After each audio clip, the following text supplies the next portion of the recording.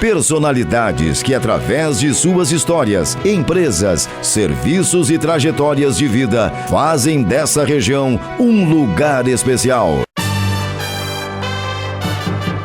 Você acompanha a partir de agora Café com a Guarujá. Apresentação Robson Lunardi. Muito boa tarde, Vinícius. É uma satisfação muito especial receber um campeão, um capitão da seleção brasileira aqui na Rádio Guarujá. Recebo o cumprimento nosso, de toda a equipe, da direção, nos passa o WhatsApp aí, lhe cumprimentando. Eu começo sempre com uma pergunta, já vou perguntar. Você está atualmente na Unisul, jogando? Boa tarde, seja bem-vindo. Primeiramente, boa tarde. Obrigado pelo convite. Sempre um prazer estar contigo, Robson. Então, eu ano passado resolvi pendurar não a chuteira, né, os tênis, né, de futsal. E juntamente com a família decidimos vir morar em Orleans, e onde acabou surgindo o convite da Unisul para que tentássemos, né, fazer com que a equipe voltasse à Liga Nacional, já que a Unisul é detentora da vaga, é um sistema de franquia, né, a Liga Nacional de Futsal, e a Unisul tinha essa vaga e estava 2 anos sem jogar o Campeonato Brasileiro, né, que é a Liga Futsal. Eu tinha a intenção de estudar, a universidade me abriu as portas e acabou dando certo aqui com o apoio da Orleplast, né, do meu sogro, do Valassi, e também da Prefeitura de Tubarão e mais alguns patrocinadores. Acabou que resolvi não pendurar os tênis e seguir mais um ano, e assim que foi que aconteceu a história da minha união com a Unisul. Você é natural de onde? Eu sou natural de Cuiabá, Mato Grosso. Cuiabá, a gente escuta Cuiabá aqui pelas músicas, é verdade que lá todo mundo, além de jogador de futebol, de futsal, é terra de cantor? Cuiabá, ele é uma cidade muito quente e com muitas fazendas na região, né? Grandes fazendas de gado, né? E isso eu acredito que estimula muito a música, né? Porque está muito relacionado o sistema. Eu acredito que as fazendas e os fazendeiros, as pessoas que vivem caipira, aquela música de raiz, né? Isso. Acredito que está muito ligado. Por isso que talvez seja uma região também de muitos músicos, né? Como é que é o nome da cidade que trabalhava lá? Meu pai? Isso. O meu pai, Cuiabá, em Cuiabá mesmo. Cuiabá?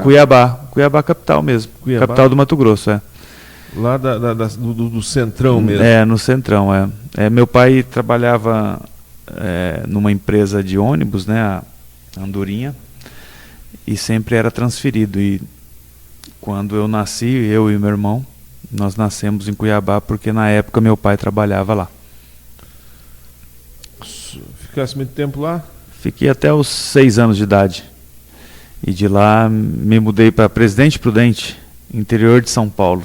Transferência também do meu pai. Trabalhava numa empresa de ônibus? De ônibus, na verdade, são várias empresas, né, dos Constantinos, né, do dono da Gol ali, do Nenê Constantino, desse pessoal. Meu pai trabalhou durante quase 30 anos para eles, né, nas empresas que eles tinham. Então acabava que eles compravam uma empresa e mandavam meu pai para cuidar, vamos dizer, um pouco. Certo, meu pai era gerente financeiro das empresas, e aí acabava que nessas transferências a família acabava indo junto. Andaste de avião cedinho? Não, mas nessa época eles não mexiam com avião, né? Era só com ônibus, Na verdade a Gol foi fundada há uns 10 anos atrás, eu acho, ou até menos. Faz pouco tempo. Faz pouco tempo. Um pouquinho mais, um pouquinho menos. Na verdade foi uma tentativa de ampliar os negócios, eu acho, né? Eles são os maiores empresários de ônibus, acho que do mundo, do Brasil, certeza, talvez do mundo, né? Com a maior frota de ônibus, e resolveram ampliar esse, vamos dizer, esse empreendimento para para os aviões também. Te lembra lá de Cuiabá, no Mato Grosso? Lembro de brincar na rua muito, no calor também. Lá é uma cidade muito quente, muito quente. Sempre acima de 40 graus a sensação térmica. Isso naquela muito época. difícil. Hoje passa dos 50. Hoje eu acho que a sensação térmica lá pode beirar os 50 graus. Aí foi para Presidente Prudente. Tua mãe fazia o quê? Minha mãe, ela sempre gostou muito de aprender novas profissões. Ela era costureira, fazia roupas por encomenda, sob encomenda. E com o passar do tempo, ela começou a aprender sobre cabeleireiro, sobre maquiagem, depilação. Ela fez tudo quanto é curso que você possa imaginar. Ela era uma mulher inquieta. Ela fazia de tudo. Ela montou um salão em casa, nos fundos, assim, e ocupava o tempo principalmente com costura, né? Fazendo vestidos aí para as mulheres. Presidente Prudente é uma cidade grande? Como é que é? Presidente Prudente deve ter mais ou menos 200 mil habitantes. É grande. É grande, uma cidade grande, no interior de São Paulo. Aí lá foi a tua infância mesmo? Entre Cuiabá, que foi o começo, até os 6 anos. Pequenininho. Fiquei 3 anos só em Presidente Prudente. Também se mandou. Muito pouco tempo. E depois nós fomos para Uberlândia, Minas Gerais. Lá em Presidente Prudente, tivesse a primeira aula? Foi. Não, em Cuiabá tive aulas no jardim, né? Jardinzinho. Não jogou futebol depois, lá, não em escolinhas, era na rua. E jogava muito na rua, era o dia inteiro na rua, né? Daí era futebol, né? Não tinha bola de futsal, como é que era lá? Não, era a bola que tinha, bola de meia, todo tipo de bola, né? Se sujar, se arranhar, brigar lá com o vizinho, voltar embora, mais ou menos por aí. Isso, mais ou menos por aí. Aí em Presidente Prudente jogasse um pouquinho mais. Foi a primeira escolinha de futebol, foi Presidente Prudente. Entrasse numa escolinha cedo, então? Cedo, com uns 7 anos de idade. 6, 7 anos. 7 anos, cara? Mas ideia de quem? De vocês, teu pai, tua mãe? Meu pai sempre jogou futebol, né? Teu pai era do futebol? Ele sempre jogou, mas ele teve que abandonar muito cedo por falta de apoio dos familiares, né, principalmente do pai dele. Naquela época, acredito que não era bem visto, né, quem tentasse o esporte, né? Manter... o Lúcio Librelato, diretor, pai da Taine, aí disse que não deixava os filhos jogar. Isso era coisa de vadio, Isso. Teu pai talvez nessa mesma escola aí dos velhos, né? Ele quis romper com isso, né? Meu pai não pôde realizar o sonho dele por falta de apoio. E quis dizer não, isso é uma carreira. Meus filhos gostam, têm talento, eu vou apoiar até quando puder. Acredito que foi o que mais me marcou assim na infância, foi isso, porque eu via como ele, no material de treino, né, comprar um tênis, uma chuteira, como ele sempre deixava com que nós escolhêssemos o que a gente quisesse, que era como as condições econômicas, né, nunca fomos ricos, né, mas também não posso dizer que faltava, né, mas uma condição normal. Tinha possibilidade de mas pro esporte era sem nenhum tipo de restrição. Para outras coisas tinha, mas pro esporte meu pai sempre foi. Conhecesse teu avô? Conheci meu avô. Aí ele ficou morando lá em... Isso, aí em Presidente Prudente fomos para Uberlândia, né? Fomos para Uberlândia depois. Meu avô com vocês, morava... Não, meu avô se mudou para uma fazenda no interior de Goiás, perto do Tocantins. Eu falei que cidade? Goiás? Goiânia. Goiânia que é cantoria. Goiânia, né? Também mas Cuiabá também. Cuiabá tem. Mas Goiânia Goiânia é a capital, né, do sertanejo, vamos dizer, isso, né? E Cuiabá também tem, mas teu avô? O meu avô, eles são mineiros, né? Meus pais, meus avós são todos mineiros. Vocês são gente de Minas. Todos de Minas. Mas no caso, meu avô, ele se mudou para o estado de Goiás, né? Mais ou menos na década de 70. E fazia o que lá? E sempre cuidando de gado, gado de já. corte, gado de leite, Na leiteiro roça, e na roça, plantando. Dono de fazenda ou cuidava de fazenda? Ele era dono de fazenda, E os filhos chegaram um momento, tiveram que sair para tentar a vida. Meu pai foi um dos 6 filhos que saíram, né? 3 filhos ficaram morando com meu avô até a sua morte, vamos dizer assim, né? Chegasse a brincar lá no teu avô sim, com ele? Sim, as minhas férias eu comento muito com a Emanuela, com a Manu, que as minhas férias sempre eram em fazendas, né?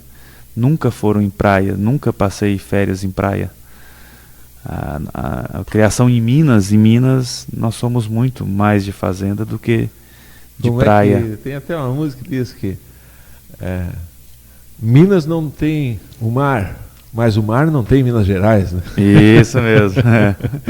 Isso, só para a gente ter uma noção, assim, para essas fazendas do interior de Minas, para se chegar na praia, no litoral, anda 1.000 quilômetros, né? Muito, um pouco não menos, mas mais de 500 quilômetros. Mais de 500, O Espírito Santo, né, o estado ali mais próximo. Espírito Santo, Rio de Janeiro e São Paulo são os estados mais próximos. Real, lá, né, que descia ouro lá. Isso. Uma das características, e aí a gente passa a entender um pouquinho da tua personalidade, eu vou dizer aqui serena. O mineiro tem isso, né? O jeito do mineiro, a coisa, as coisas de Minas Gerais são mais bem feitas. Quem conhece aquele estado, a arte que se produz lá é um Brasil paralelo, né? É bem diferente. Eu acredito que a fala do mineiro ela é muito calma e está relacionado com a maneira de ver a vida, né? O mineiro ele não é eu acredito que ele não é tão ambicioso como outros povos aqui no Brasil. A necessidade do mineiro para ser feliz, eu acredito que ela é básica, não tem grandes ambições para preencher essa necessidade que muita gente tem, né, de consumo até. E é uma coisa interessante, porque eles conseguem ser felizes com muito pouco. E isso reflete muito na personalidade e na maneira até de falar, como eu disse antes, né? O Ziraldo é um museólogo que eu gosto muito, e ele diz que o Brasil tem 3 gente. O gaúcho, e quem conhece o gaúcho sabe bem do que eu estou falando. Eles não querem nem saber. Eles têm a história, a cultura, a tradição. Já foram até um país, né?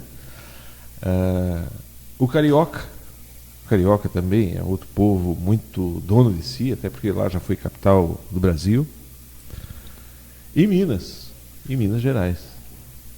Fala que Minas Gerais é um outro Brasil, são as 3 raças que existem, ou 3 culturas específicas que existem no Brasil. Comida lá é uma das coisas. O pão de queijo de Minas, tua mãe sabia fazer, o teu avô se comia lá na fazenda? Demais, o mineiro só come o que ele planta, né? Só o que ele faz. O mineiro de raiz, ele não, meu pai ele não come nada industrializado. Tem um quintal lá atrás de casa? Não, em Uberlândia não, porque se mudaram para Uberlândia, justamente montaram um supermercado pequeno, um mini supermercado, né?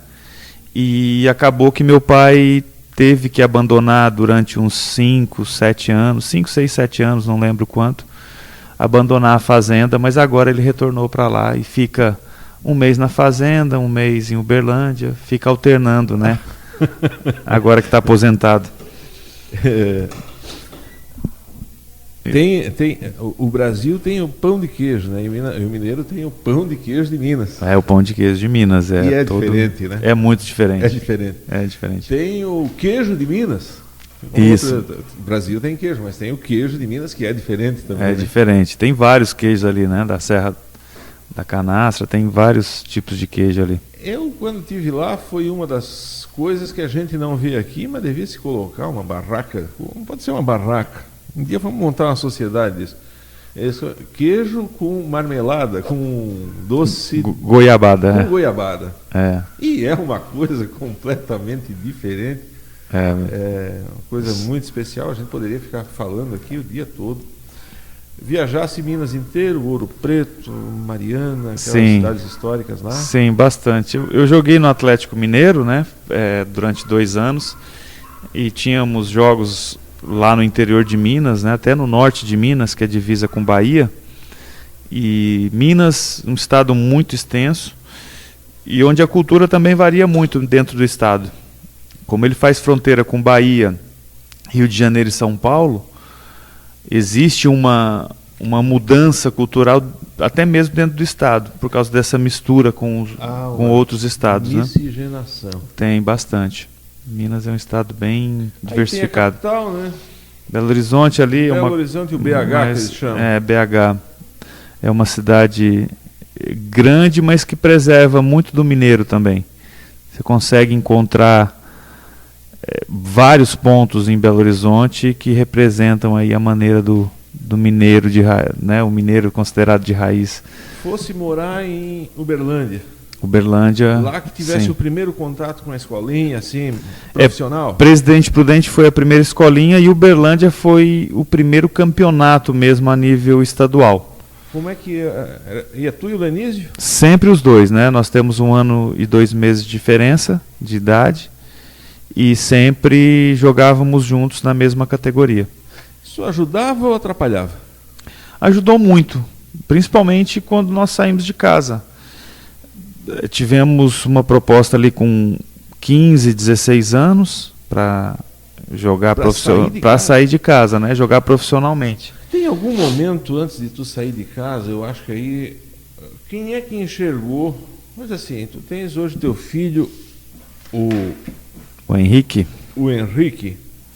Tu enxerga que ele tem o toque de sabedoria, de genialidade, o toque de Deus que a gente chama para o futsal? Eu posso te perguntar desse jeito, ou eu posso te perguntar também de uma outra forma. Tu constrói isso ou tu nasceu com ele? Eu acredito que tem um dom. Eu acho difícil uma criança ser formada, né, do nada e que consiga, sem um mínimo de talento, né? Ele tem que ter vamos pegar 100 algum tipo de talento, né? Eu acredito. Vamos pegar 100 crianças aqui de Orleans, colocar dentro de um ônibus e fazer 100 jogadores, não vai sair 100 jogadores. Não vai sair, acho muito difícil. Vai sair 1 ou 2 geniais? Talvez, né? Talvez. Isso. De 1000, o quê? Como é que é essa conta? Eu acredito que tem muito da inteligência da criança, dela saber encontrar o talento que ela tem, ela saber detectar o ponto forte que ela tem. Se a criança ela não é uma criança habilidosa, se ela não é uma criança com talento nato, ela pode ser potente fisicamente e trabalhar um mínimo de técnica.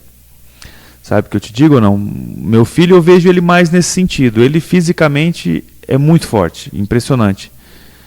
Tem uma força física tremenda para a idade dele, o físico dele é bem definido. Então pode ser que por esse lado ele consiga ser um jogador que fisicamente seja muito diferenciado e que a técnica ele consiga trabalhar. Eu não o vejo com uma técnica apurada, com um dom excepcional. Então por esse lado talvez eu acho que isso seja difícil para ele, mas ele pode suprir isso com esse dom físico, né, que ele tem. Então, eu estava nesses dias, não sei aonde, e eu vou usar o termo aqui com todo o respeito, homenageando os afrodescendentes, mas tinha um negrinho brincando no meio de adultos, que a gente via assim que ele tinha um toque de Deus, alguma coisa de diferente. Assim, ele tinha uma capacidade de pegar a bola, puxar, não muito grande, não dava, Ele pegava, parecia ser, sei lá, um gato, alguma coisa assim. Quem tiver em casa um filho que enxerga essa habilidade, o que você recomenda? Olha, eu acho importantíssimo que os pais proporcionem todo tipo de exploração do talento dos filhos, sabe? Eu tive a sorte do meu pai abrir as portas para que eu pudesse explorar o talento que eu tinha e que me proporcionou uma felicidade imensa de fazer o que eu gosto durante praticamente toda a minha vida, né? Então foram 20 anos somente no profissional, se contar desde os 6 anos de idade, são mais de 30 anos que eu faço o que eu amo todos os dias. Ou seja, todos os dias eu saio com um sorriso no rosto para fazer o que eu gosto. Então isso só foi possível porque o meu pai e a minha mãe, os meus pais, me abriram as portas para que eu pudesse explorar o que me fazia feliz. Então, eu não digo no futsal, não digo no futebol, pode ser pode ser na dança, uma menina na dança, no vôlei, no artesanato, seja na pintura, na música, na administração de empresa, tudo que seja. Gente que tem essa habilidade, né? Tudo, como líder, como uma pessoa engraçada, pode ser na área artística, né? Perfeito. Teatro, porque eu acredito que a vida é tão curta para a gente se preocupar somente em produzir algo econômico, né? Que a visão dos pais às vezes é de fazer com que o filho busque uma profissão que lhe dê um retorno financeiro, que vai lhe dar um bem-estar social ou uma condição, né, financeira que permita o seu filho, entre aspas, ser feliz. Mas ele não vai ser feliz. Ele pode ter, né, os bens materiais que vão lhe dar conforto e podem até dar essa falsa sensação de felicidade. Mas ser feliz realmente é muito difícil, sabe? Então, em que momento da vida tu enxergou que tinha essa habilidade, essa capacidade para jogar futsal? Eu acho que foi acontecendo. Eu não me lembro de nenhuma pressão, nem minha, nem do meu pai, em falar, não, eu quero ser profissional do futsal ou do futebol. Você vai jogando e aparecem os convites, as portas vão se abrindo. Jogava lá. É uma coisa natural. Prudente, lá só ficou na escolinha. Sim, mas acaba jogando os campeonatos. É como aqui em Orleans. A criança começa jogando aqui com o Dão, né, que é a escolinha ali onde meu filho joga. Começa a jogar os campeonatos. Um time contrário mais importante de uma cidade maior, de Florianópolis, ou de Tubarão, ou de Criciúma, convida esse jogador que ele vê que tem talento para jogar por esse time. Dali ele joga um campeonato mais importante, recebe outro convite. O meu caso é assim, e de todos os jogadores, geralmente. Isso é o normal, né? Essa é a estrada. Essa é a estrada normal, porque as pessoas às vezes acham que fala-se muito de empresários, de padrinho, mas o padrinho e o empresário, eles podem te abrir uma porta, mas para que você continue nesse local, você precisa demonstrar talento, né? Então, o padrinho ou o empresário, ele pode te conseguir encurtar um caminho, mas te manter nesse caminho depende do talento que você possa ter. Então, a questão, o teu caso foi visto por um olheiro, então, lá no início. Treinadores contrários mesmo, né? Dos times que nós jogávamos contra, né? Eu e meu irmão, os times mesmos, assim, quando a gente jogava contra, acabavam fazendo convites para que a gente fosse jogar por esses times, né? Então sempre dentro do campo tem um olheiro. Sim, aí às vezes até o outro técnico, o técnico do outro time. Na verdade o que acontece é que hoje o esporte ele virou uma máquina de fazer dinheiro, né? O futebol principalmente de campo, né? Então o que as equipes fazem hoje? Eles contratam pessoas para trabalharem como olheiros, que eles não conseguem visualizar todos os talentos que possam ter no estado. Dando exemplo aqui, o Figueirense, o Avaí e o Criciúma, né, que são os principais times aqui dessa região, eles não conseguem garimpar, entre aspas, Grão-Pará, Braço do Norte, Orleans, São Ludgero. Então, geralmente eles mandam olheiros para cá, né, em campeonatos regionais, em torneios aí que são fora do alcance deles. Então, com o tempo, se criou essa profissão, entre aspas, que é o olheiro, né? Aí saísse lá de Presidente Prudente, fosse para Uberlândia, lá entrasse no... Lá foi o início da tua carreira mesmo? Quando é que considera assim, dizer, não, ó, eu vou pegar, essa aqui vai ser a minha profissão, essa vai ser a minha estrada? Na verdade foi aí em Uberlândia nós jogamos campeonato estadual, infantil, e onde começou realmente a ficar mais sério, até pelo estado, foi Araçatuba, né, interior de São Paulo, que é uma cidade que tinha um time que disputava o Campeonato Paulista de futsal, na categoria juvenil. Então lá foi que aconteceu mesmo de jogar com as grandes equipes de São Paulo. E aí nós tivemos um convite para jogar em Santos, né? Araçatuba. Voltaram para Araçatuba com o teu pai trabalhando ou aí saiu de casa mesmo? Não, fomos para Araçatuba por causa do meu pai também. Voltaram com o teu pai, voltaram para São Paulo? Para o estado de São Paulo por causa do meu pai. E lá nós saímos para jogar. Ali virou profissão. Ali foi quando a gente percebeu, né, que realmente não, é isso que a gente quer, então nós temos que... Nesse momento aí tem que sair de casa. Aí você toma como profissão, porque chega um momento, a cidade onde você está fica pequena. Quando você está no interior, já não dá mais, né? Chega um momento que você tem que decidir, ou eu vou estudar, ou eu vou seguir o meu sonho, né? Então, com 16 anos, com 15 para 16, foi quando eu decidi seguir estudando, né? Mas com o objetivo de me tornar profissional de futsal. Aí aí apareceu na televisão, teve uma visibilidade estadual, é isso? Isso, aí começam os campeonatos paulistas, né? Transmitia na época na Manchete, os jogos transmitiam, as equipes de São Paulo apoiavam muito, as prefeituras naquela época Como é que estava o Brasil bastante. nesse tempo? Naquela época, quando eu saí de casa, eu peguei a inflação altíssima, que foi 1994, primeiro semestre, antes de entrar o Plano Real. O Plano Real entrou em 94. Collor ali, né? Ali, por ali. Itamar Franco. Na época era o Itamar Franco, né? E o Fernando Henrique era o ministro da Fazenda, né? Ministro da Economia. Fazenda e Economia, é isso.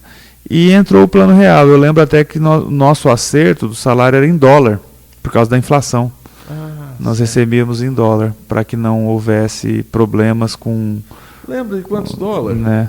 Lembro demais. Era $350, mais a escola particular, né? Uma escola muito boa em Santos, e mais a casa e comida, tudo pago, né? E mais $350 na época. 3, 4, R$12.500, mais faculdade, escola... escola... Isso, era casa. Escola, casa, era comida. Era um bom salário. Era muito bom. De casa, né? Com 15 anos, 15 muito bom. Anos, 16, era um ótimo salário. Na verdade, o poder de compra naquela época era muito maior, né? Na verdade, com esse salário a gente pagava um consórcio de carro, né, de um carro 1000 eu pagava uma linha telefônica, que era uma fortuna. Que era uma fortuna na época, né? Vamos dizer, e ainda sobrava um dinheirinho. Então esses $350 eram, vamos dizer assim, o poder dele de compra era muito bom. Então, só para lembrar um pouquinho quem está em casa, por que pagamento em dólar? Nesse tempo a inflação era de 70%.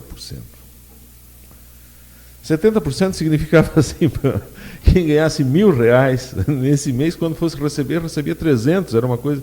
Como é que se conseguia viver naquela época sem uma guerra, né? Então, uma das opções, para quem tivesse assim, um grande emprego, um grande profissional, aqui em Orleans devia ter 2 ou 3 pessoas que ganhavam em dólar. Era assim, era uma referência. Fulano ganha em dólar. Era só abrir esse parênteses aí.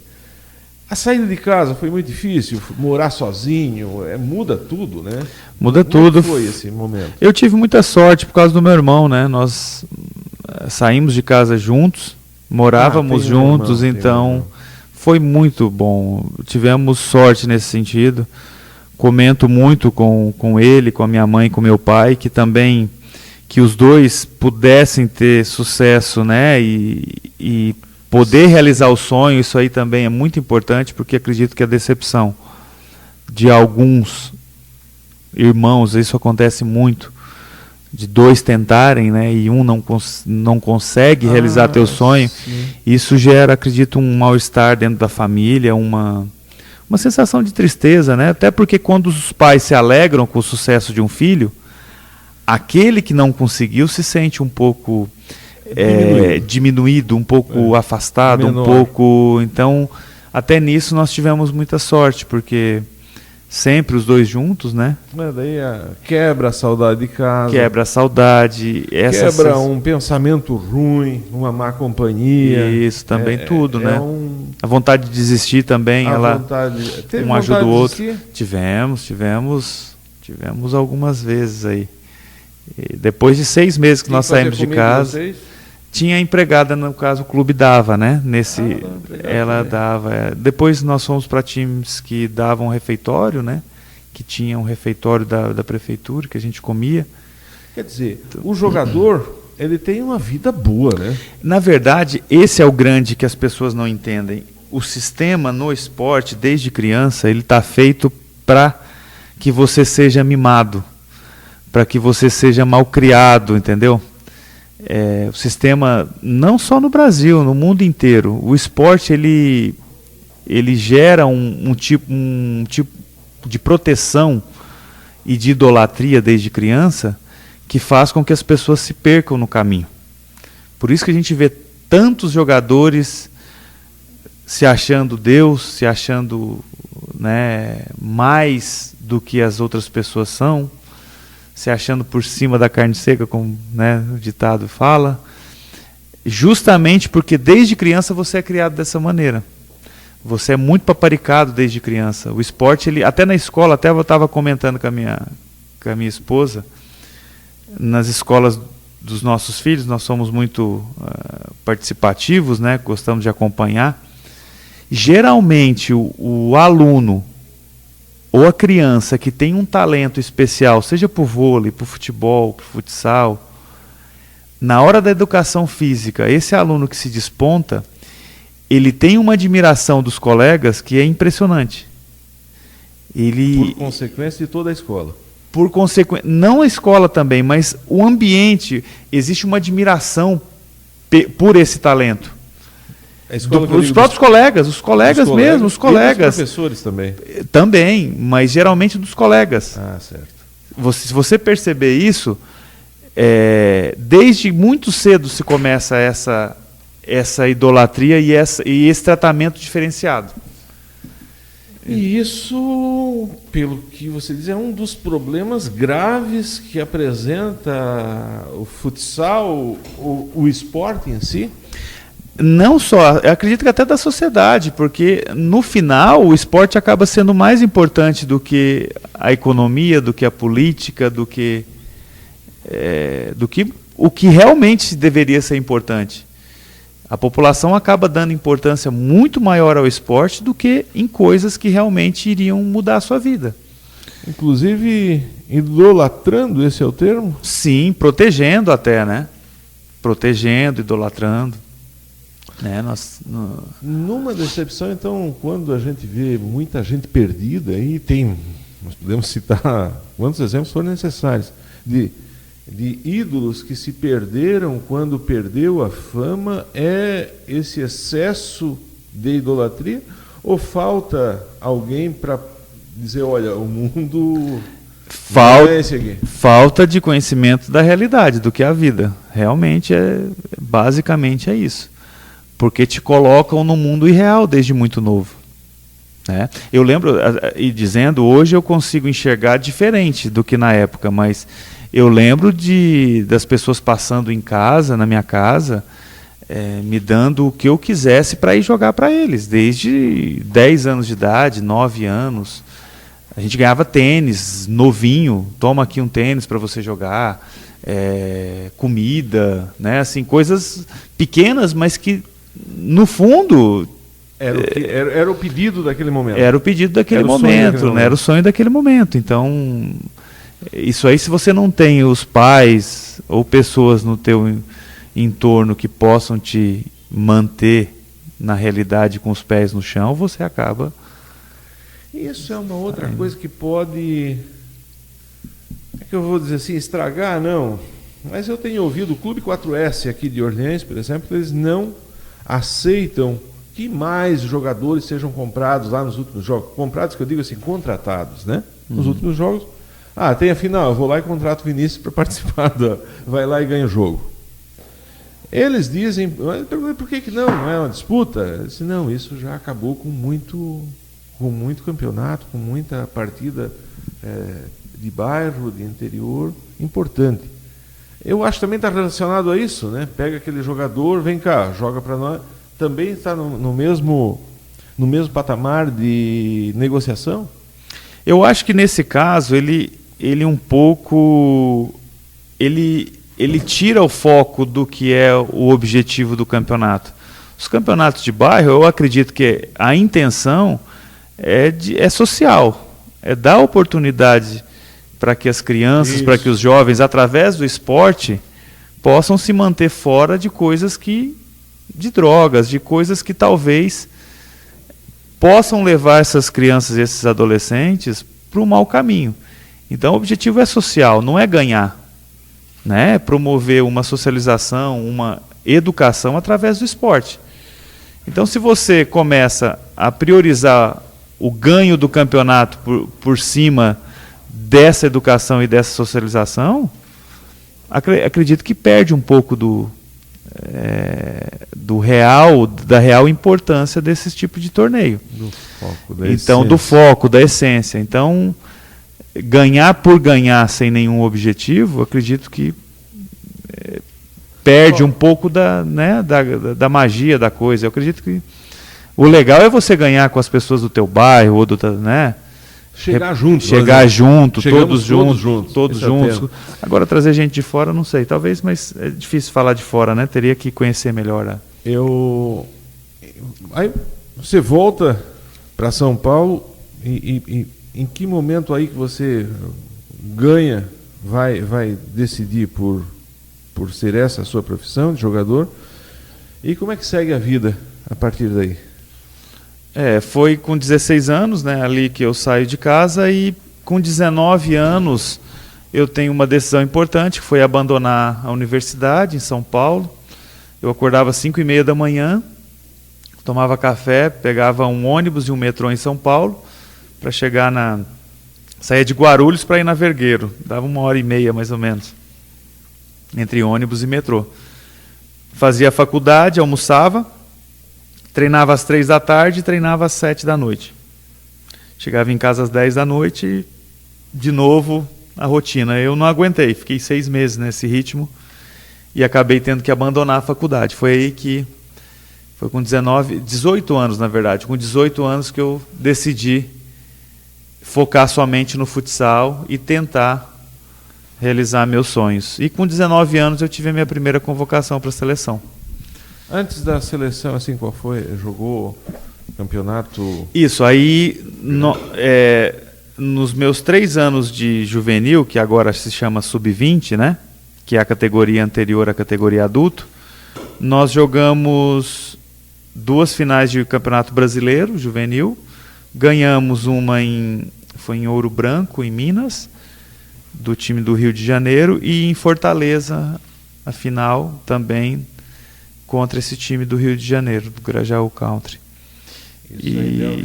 Isso aí foi muito bom. Aí eu tive a proposta do Atlético Mineiro, fui para o Atlético Mineiro e lá ganhamos a Liga Nacional em 97. Então essa sequência dos 2 campeonatos brasileiros juvenil e a Liga Nacional de 1997 me permitiram ser convocado para a seleção com 19 anos. O Lenísio sempre junto? Sempre junto.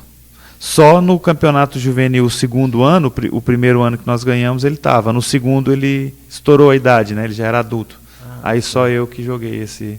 E em 97 também no Atlético ele não estava. Ele estava na GM de São Paulo, de São Caetano. O que é que existe, o que tu viu lá antes de esse mundo do futsal? Tem governador, tem política, o que tem aí o que tu viu lá que a gente não consegue enxergar na televisão? Olha, naquela época era interessante, né? O Estado, ele gastava muito com a parte do esporte. O esporte era uma maneira de mostrar a força daquele município nos jogos abertos. Em São Paulo era impressionante. O futsal e tudo, porque, por exemplo, em Guarulhos, eu jogava em Guarulhos, né? Esses 2 campeonatos brasileiros aí que nós ganhamos juvenil, eu jogava por Guarulhos, um time de Guarulhos. O Aurélio Miguel, campeão olímpico, lutava por Guarulhos. O Cláudio Cano, do tênis de mesa, que falecido já, que antes do Hugo Oyama era o número 1 do Brasil e disputou várias Olimpíadas pelo Brasil, era de Guarulhos, jogava por Guarulhos. Aí de Nancy, do judô, aquela que ficou famosa pelos problemas de hormônio, né, que ela praticamente era considerada um homem, né, até teve muitos problemas, disputou Olimpíadas pelo Brasil também, era de Guarulhos. Marcel, do basquete, de Guarulhos. Então nós tínhamos um investimento, eu achava impressionante. Eu não sei se esse tipo de investimento foi o que causou hoje a falência do Estado, né, dos estados em gerais, né, aqui no Brasil, mas a gente vê que essa época das vacas gordas, né, hoje não acontece, mas eu fico me perguntando se talvez isso não era... Porque eu vou te falar a título para que você saiba do que eu estou falando. Jogadores de 16 anos ganhavam $1.000, com tudo pago, com casa, comida, com tudo. Existia um programa. Um programa, não, eu imagino quanto que não se pagava para o Aurélio Miguel, se nós que tínhamos 16 anos, 17, isso já em Guarulhos depois daquela... Então o gasto era enorme do Estado, porque no final era a prefeitura que bancava tudo isso. Estrutura de casa, todos tinham casa. Existia, eu não sei, mas nós estamos falando uma coisa importante, eu acho. Eu entendo que tudo que se fala hoje, o esporte é importante para a formação humana. Ninguém melhor que você pode falar sobre isso. Mas não tem um programa relacionado ao esporte, investimento é uma coisa que... mas nesse caso, é o que eu falo, tem que saber diferenciar o esporte de alta competição e o esporte a nível social. Esse que eu estou falando era esporte competição. Certo? Esse gasto era somente no esporte competição. Certo? E tinha uma base lá que justificava, que preparava pessoas para estar entrando no circuito? Não, era tudo contratado, era aquela briga. São Caetano, São Bernardo, Guarulhos, que são os maiores municípios do estado de São Paulo, entre os 10 maiores, são potências de arrecadação a nível, né, municipal, estadual também, e que brigavam entre eles para ganhar esses jogos, os jogos abertos. E essa disputa fazia com que contratassem jogadores a peso de ouro, né? Daí o que nós estávamos falando há pouco aí, de chegar no final e vai lá, vem para cá que tu vai ser o nosso maior expoente, isso era a realidade das finais. Demais, isso acontecia muito. A regra naquela época não permitia, né? Tinha que se pagar o ano inteiro, Lá era o ano inteiro, eles criaram regras para que não se pudesse fazer isso, né? Então uma final dessa era adrenalina pura. Demais, eu lembro eu joguei contra os Jogos Abertos em 1993, foi em Guarulhos. E aquela briga entre Guarulhos e São Caetano, como eu disse antes, eu joguei por Araçatuba, que era a cidade onde eu jogava no interior de São Paulo. Nossa, o ginásio tinha 8.000 pessoas de Guarulhos. 8.000 pessoas. 8.000 pessoas no Pascoal Tomeu, que é um ginásio enorme lá em Guarulhos. Tava lotado. Esse ginásio foi construído para esses jogos abertos. Esse prefeito Pascoal Tomeu, até o ginásio leva o seu nome, que foi um prefeito que investiu muitos milhões no futsal e no esporte em geral lá em Guarulhos, né? Numa competição dessa, depois nós vamos falar da seleção brasileira, mas foi uma das primeiras, então, que tu participou, assim, de final, com milhares de pessoas assistindo. Como é que foi essas primeiras aí, assim? Era... Teu pai tá ali, tua mãe tá ali? Sim, na verdade, o primeiro grande público que eu joguei, assim, foi a final da Liga Nacional em 1997, né, com 19 anos, né? Lá tinha 17 mil pagantes, né, no Mineirinho, foi no Mineirinho, com quase 20 mil pessoas nessa final. E nós ganhamos. Oi? E lá no Mineirinho, né? Dentro de um estádio? Dentro de um ginásio, o Mineirinho. 20 mil pessoas. 20 mil pessoas, A final contra o Banespa, na época, em 1997. Como é que é a concentração ali? O que acontece naquelas palavrinhas que é dito antes? Então, foi uma coisa que me marcou muito, foi a saída para o aquecimento, que o ginásio estava cheio, era dia de clássico entre Atlético e Cruzeiro, no Mineirão. O Mineirão é um complexo, né? O Mineirão e o Mineirinho, um do lado do outro. E a final foi justamente no dia do clássico Atlético e Cruzeiro. Então, o jogo era no Esporte Espetacular da Globo, às 10 da manhã. E o jogo seria à tarde, às 3 da tarde, 3, 4 horas da tarde. Então, os torcedores foram para ver a final do futsal e já ficaram ali para o clássico. Então encheu. E encheu. Foi uma experiência inesquecível. Até na saída para o aquecimento, foi uma coisa um sentimento que a gente não consegue voltar a ter, né? É emocionante essa hora? É muito. E também aquele receio, né? Aquela sensação de falta de experiência e não saber como reagir. Se chora, como é que é a preparação? Não cheguei a chorar, mas me deu uma adrenalina diferente, uma sensação de mistura, né, de medo, de empolgação e medo, uma coisa estranha, uma sensação muito estranha. Fizesse gol, como é que foi? Fiz um gol, foi 4-1, fiz um gol. Que faz o gol, então, aí dá aquele barulhão lá de 20 mil pessoas, é inexplicável. É inexplicável. Tem as imagens no YouTube, bem bacana. Guardei também nos meus arquivos para que ficasse na memória. Aí tu é contratado da seleção. Como é que foi isso? Um olheiro te viu? Aí é convocado. Como é que começa a construir isso? A seleção ela é convocada, né? Então o treinador na época era o Tacão, que era. Ele era exclusivo da seleção, ele era. Isso, mas digo que estava fazendo onde? Eu estava na época no Atlético Mineiro. No Atlético. Como é que o que acontece? Eles vão lá, te fazem uma pergunta antes, te entrevistam, chega uma carta? Geralmente a seleção funciona assim. Eles têm os dados, né, através de um banco de dados que a seleção tem. Eles têm todos os e-mails de todos os jogadores. Naquela época não existia e-mail. Existia, eu não sei se tinha fax com o clube, né, como funcionava naquela época, mas hoje funciona através de e-mail. E o treinador, ele faz a lista, passa da seleção, né, brasileira. Ele passa a lista para o supervisor e o supervisor comunica a todos os clubes que aqueles jogadores estão convocados para jogar tais jogos pela seleção. E se há algum problema físico, né, de ordem médica, acaba que esse jogador tem que comunicar à seleção que está machucada, apresentar os exames. Geralmente tem que se apresentar para demonstrar que está machucado. E aí você representa o teu país. Mas geralmente o treinador que convoca a seleção. Eu lembro que foi meu primeiro jogo foi contra a Argentina. Simplesmente você recebe uma carta, então? Sim, é uma convocação. Hoje é por e-mail, né? Hoje existe o e-mail. Estava esperando, se falava aquilo, telefone. Como é que era? Não estava esperando. Sinceramente, foi uma coisa, sonho, era um sonho e que aconteceu foi muito rápido, né? Com 19 anos, acredito que ninguém espera, né? Então, tive a sorte Em 1996 o Brasil foi campeão mundial contra a Espanha, lá em Barcelona.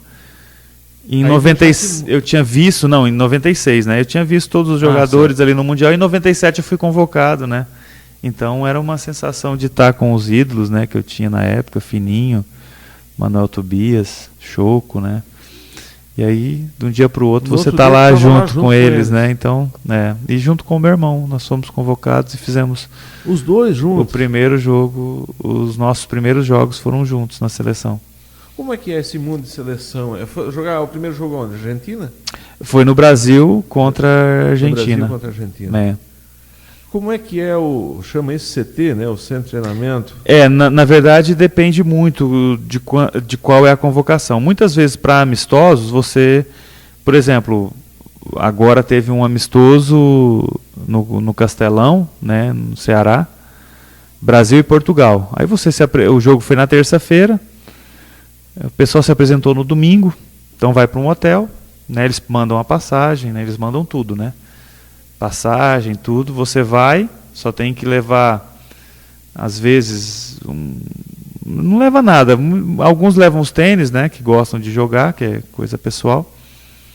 E se apresenta no hotel, no aeroporto, né? Mandam a passagem via e-mail. Muitas vezes até o tênis eles dão? Dão tudo, Geralmente quando o patrocinador por exemplo, agora o patrocinador é a Pênalti dá tênis também, para quem quiser jogar, né, dá tudo. Caneleira, todo o material, né, roupa. Aí chega no aeroporto, existe o pessoal lá que te busca, te leva para o hotel, no hotel já tem a mala com a tua roupa, né, com todo o material, né, os uniformes, e ali você usa e depois você fica com o material, né? Geralmente você ganha tudo que... se ganha. Geralmente ganha tudo, ganha todo o material, né? Se troca aquela história de trocar a camisa lá no final, é verdade? Sim, na seleção sim, porque aí o material ele é mais abundante, né? Vamos dizer, né? Então, geralmente a camiseta só é usada no jogo, então geralmente pode trocar. Agora no clube já é diferente. Você foi convocado. O que acontece nessa hora? Quem é que mantém contato contigo?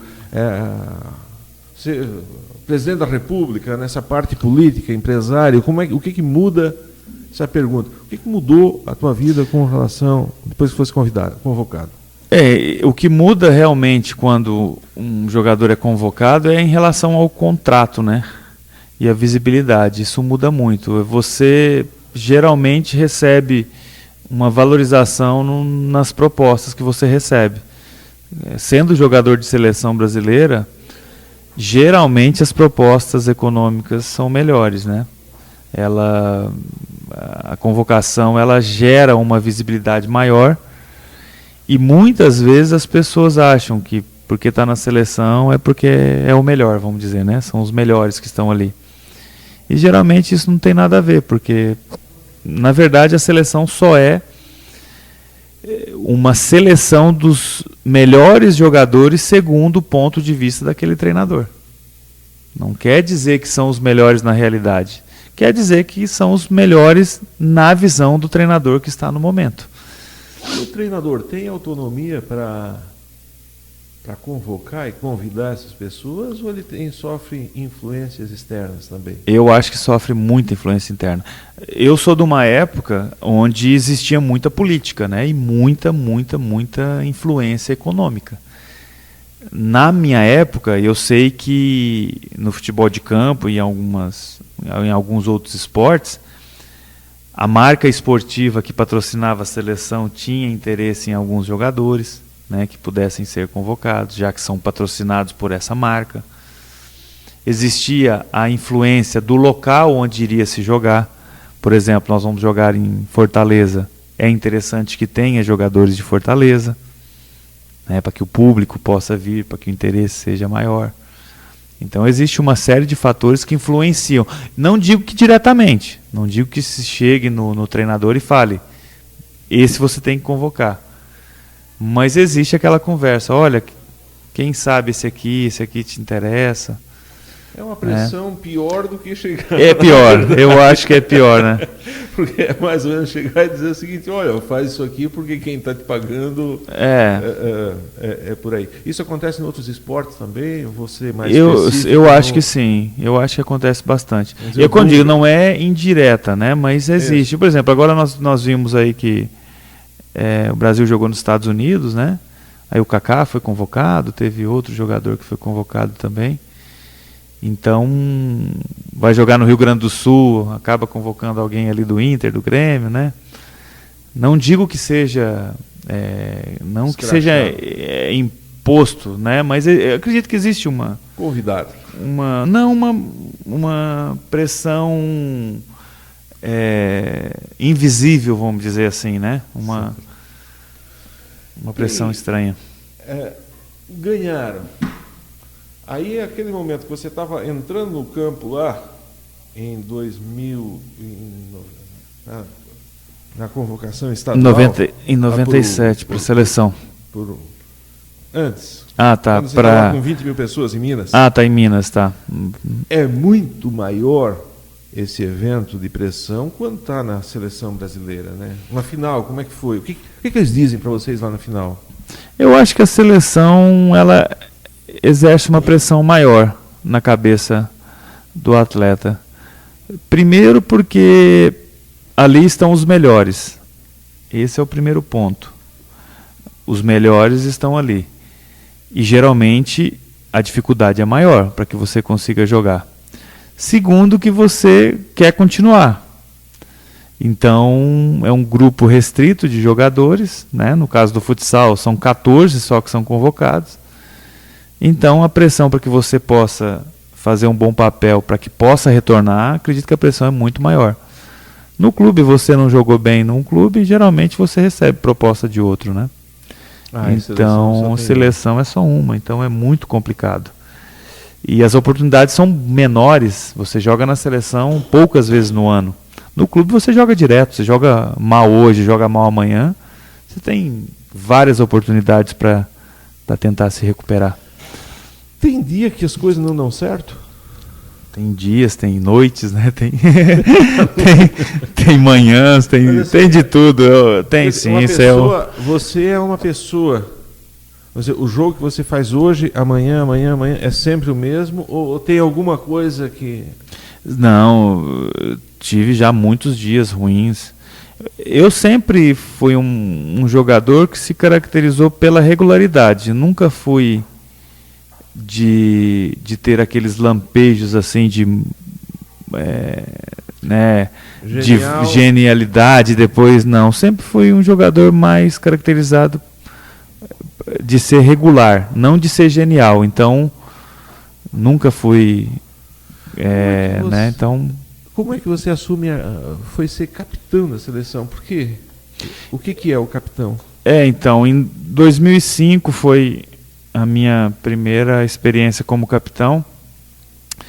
Na época o PC de Oliveira, que era o treinador, ele tinha o meu irmão, né, o Lenísio, o Falcão, o Schumacher, vários jogadores que na época brigavam, entre aspas, para ser o melhor, né, do mundo, né? Jogadores com uma qualidade tremenda e que tinham esse peso maior dentro do grupo. Para que não tivesse nenhum tipo de competição entre eles, e acredito até para que tivesse uma relação mais direta e de respeito, eu sempre tive muito boa relação com todos eles, eu acredito que eles decidiram escolher um capitão que não fosse desse núcleo dos melhores. Porque queira ou não queira, quando você tem, vou dar um exemplo para que vocês entendam melhor. Vocês lembram da relação do Romário com o Ronaldo Fenômeno, com Bebeto, com Rivaldo, né? Ronaldinho? É muito complicado você escolher um capitão dentre estes, porque pode gerar um ciúme e pode gerar um problema em relação aos outros desse núcleo, digo do núcleo dos melhores. Você imagina um Ronaldinho dando uma dura num Ronaldo Fenômeno, ou criticando uma possível falha ou alguma coisa. Eles já têm a competição natural para ser o melhor entre eles. E você dá uma, entre aspas, posição de privilégio na hora de criticar, porque o capitão geralmente é o que mais toma a frente em relação à voz, né? Em relação a falar. Então você cria um problema duplo aí. Então geralmente, você vê o Dunga foi escolhido, né, no futebol de campo em 94, porque ele estava fora desse núcleo, né, de Bebeto, de Raí, né, que eram considerados os melhores ali, né? Hoje não tem isso. Hoje o Neymar ele é único, né? Por isso acho que o Dunga escolhe o Neymar por causa disso. Mas geralmente acontece dessa maneira. E acredito que foi isso que levou o PC a... Você vai me desculpar, mas como bom mineiro, você respondeu alguma coisa para... Eu tenho que contestar. Acho que é a liderança, né? Sim. Não necessariamente ser o melhor em campo. Não, você tinha que chegar e... Mas existe... gente talvez melhor do que você em determinada habilidade e dar uma dura? Mas é porque existem vários tipos de liderança. Existe a liderança do exemplo, existe a liderança por talento, existe a liderança por conhecimento administrativo, vamos dizer, né, que pode ser aquela experiência da pessoa em levar conflitos de grupo, né, saber levar esses conflitos que possam acontecer.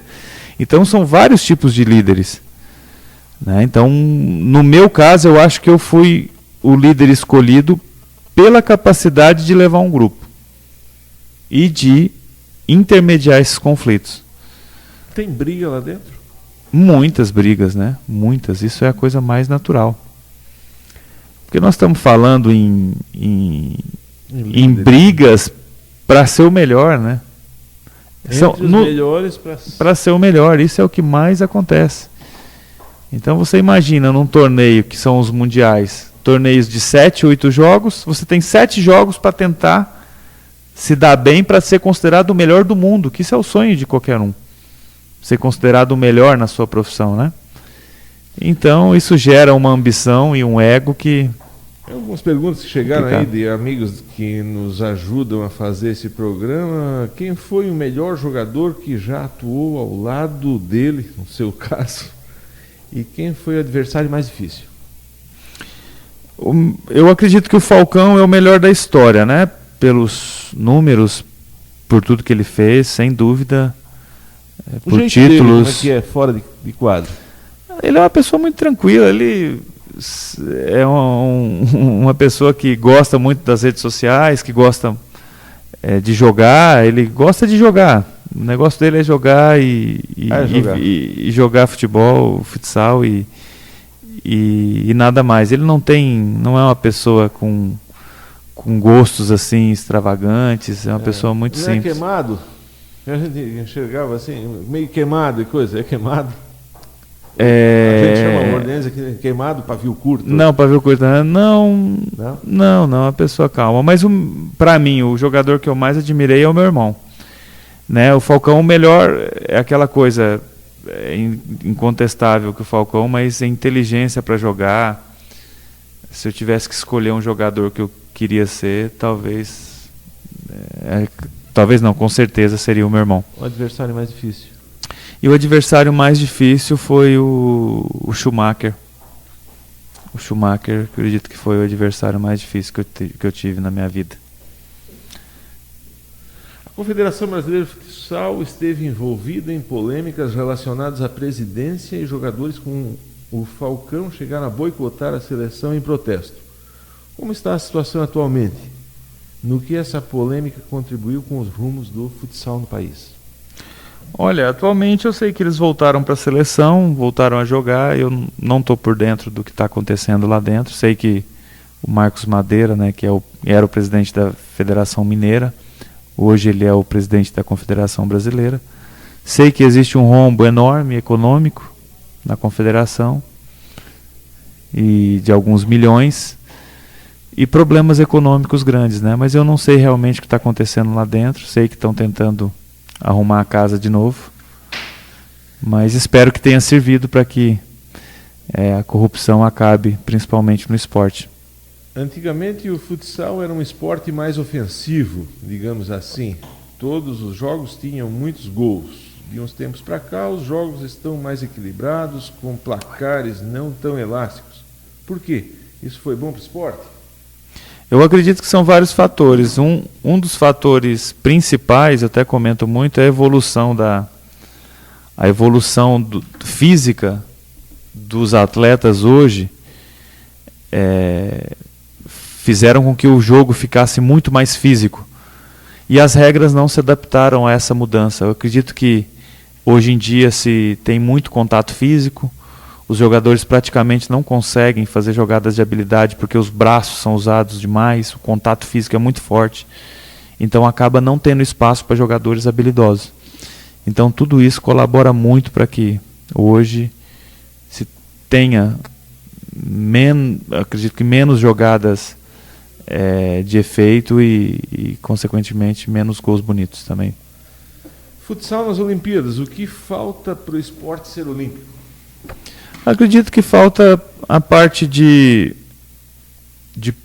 política mesmo, porque futsal não tem muita força no COI, que é o Comitê Olímpico Internacional. As principais federações do mundo que têm influência no COI, que são Alemanha, França, Inglaterra, Estados Unidos, não são potências no futsal.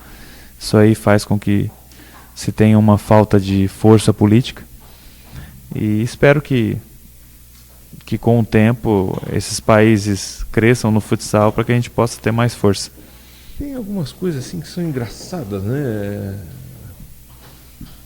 Tem esporte que a gente sequer sabe que existe, que estão lá, e o futsal, eu não sei, é porque o esporte é muito grande aqui no Brasil, e outros como, por exemplo, taekwondo, é gigante lá fora. Qual é a justificativa de não estar lá o futsal? Eu acho que é simplesmente política mesmo. Como eu disse antes, se nós tivéssemos os países unidos e as principais potências do esporte tivessem o interesse em que o futsal tivesse no programa olímpico, né, acredito que o futsal estaria lá. O grande problema é esse. Inglaterra, Alemanha, todos esses países não têm o futsal como potência, então não interessa para eles forçarem o futsal nas Olimpíadas, né? Acredito que isso é um dos grandes motivos. Eu vou para o intervalo comercial e volto um minutinho. Eu tenho que eu acho que lá em Minas também se fala isso, quando a prosa é boa, o tempo passa rápido e o tempo, nós estamos 1h30 aqui, eles vão brigar, mas é por um motivo especial. Eu tinha tanta coisa para falar contigo, eu precisava ver o que você faria de novo. Eu teria tentado o futebol de campo.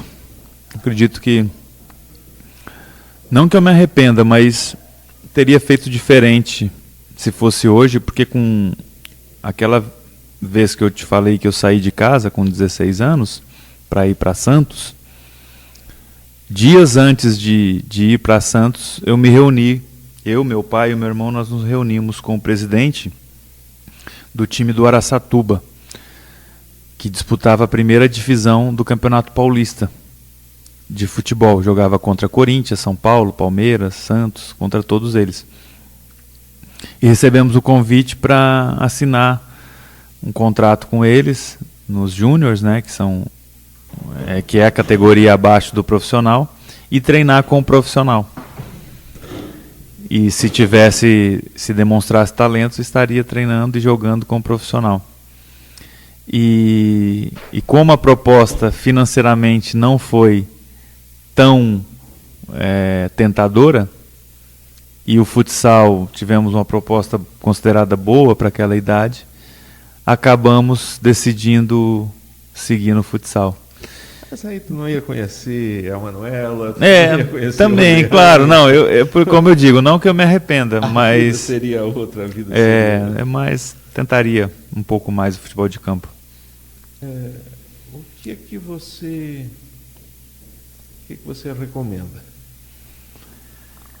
Olha, talvez, como eu disse antes, para as crianças e para os pais, né, que explorem todo o talento e permitam que os filhos possam fazer o que eles gostam durante a infância e adolescência, para que possam descobrir realmente qual o talento e qual o caminho que eles são felizes, né? Que eles possam descobrir isso.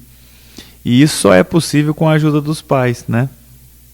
Que os pais possam permitir que os filhos explorem todas as atividades, conheçam todas as áreas, né? Seja ela artística, administrativa, esportiva, o que seja, musical, para que possam descobrir o talento que eles têm dentro deles, né?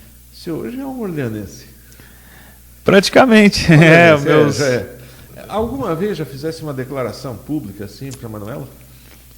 Não acredito que não.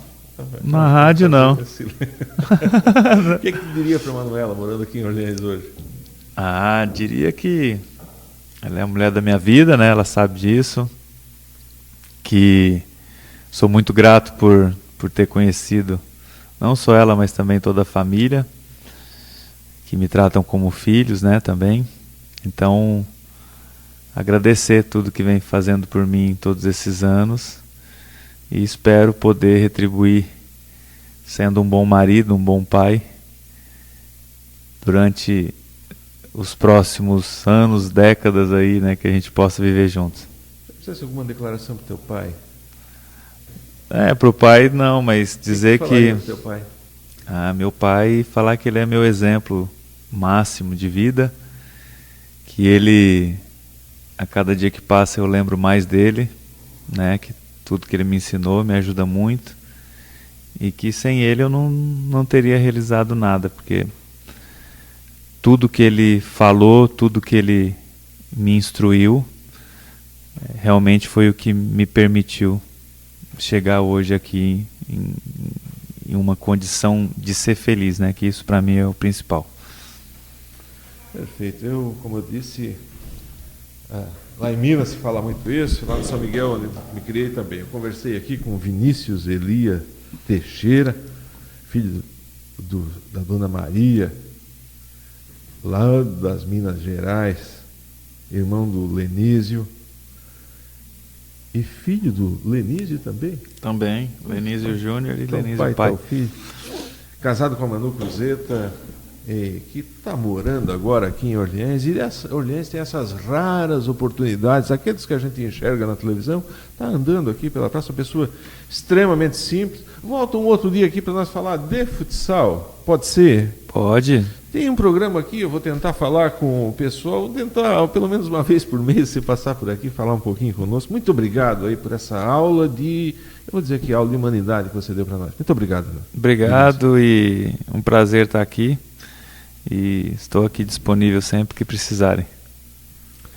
Amanhã tem mais Café com a Guarujá, eu passei do meu horário. Se Deus quiser, a gente volta, e Deus quer, porque Deus sabe que a gente é gente do bem e só quer o bem dessa terra. Forte abraço, fique com Deus.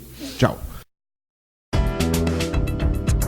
Personalidades que, através de suas histórias, empresas, serviços e trajetórias de vida, fazem desta região um lugar especial. Você acompanhou pela Guarujá Café com a Guarujá. A apresentação: Robson Lunardi.